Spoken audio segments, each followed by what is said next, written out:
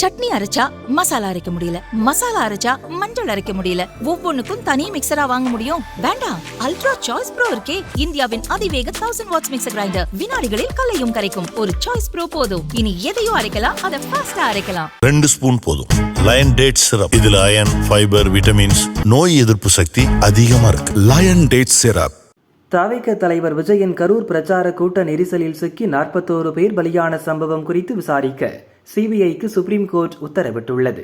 கூடவே விசாரணையை கண்காணித்து அறிவுரை வழங்க சுப்ரீம் கோர்ட் முன்னாள் நீதிபதி அஜய் ரஸ்தோகி தலைமையில் ஒரு குழுவும் அமைத்துள்ளது.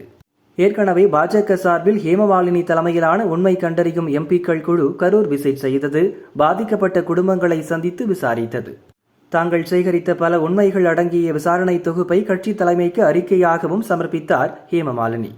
விரைவில் நீதிபதி அஜய் ரஸ்தோகி குழுவையும் சந்தித்து தாங்கள் சேகரித்த விவரங்களை அவர் சமர்ப்பிக்க உள்ளாராம். அதேபோல் பார்லிமெண்ட் குளிர்கால கூட்டத்தொடரிலும் கரூர் சம்பவத்தை பாஜக எழுப்ப திட்டமிட்டுள்ளது. பாஜக சார்பில் எம்பி ஹேமமாலினி பேசுவார் என்று பாஜக ஏற்கனவே முடிவு செய்துவிட்டதாம். தமிழில்தான் அவர் பேசப் போகிறார். பார்லிமெண்டில் விஜய்க்கு ஆதரவாக பேச எம்பிக்கள் யாரும் இல்லாத நிலையில் ஹேமமாலினி மறைமுக ஆதரவு தருவதுடன் திமுகவை கடுமையாக விளாசப் போகிறார். அதே நேரம் இதற்கு பதிலடி தர காங்கிரஸ் தரப்பில் ஜோதிமணி எம்பி தயாராக உள்ளார் என்று சொல்லப்படுகிறது. பொதுவாக ஒரு சம்பவத்தை சிபிஐ விசாரணை செய்தாலோ அல்லது ஓய்வு பெற்ற நீதிபதி தலைமையிலான கமிஷன் விசாரணை செய்து கொண்டிருந்தாலோ அது பற்றி பார்லிமெண்டில் விவாதிக்க கூடாது என்பது நடைமுறை. இருப்பினும் அந்த விவகாரம் சார்ந்த பொது கொள்கை குறித்து பொதுவாக பேசலாம். ஆனால் விசாரணையின் உண்மை விவரங்கள் அல்லது குற்றச்சாட்டுகள் மீது அலச வேண்டாம் என்று வழிகாட்டப்பட்டுள்ளது.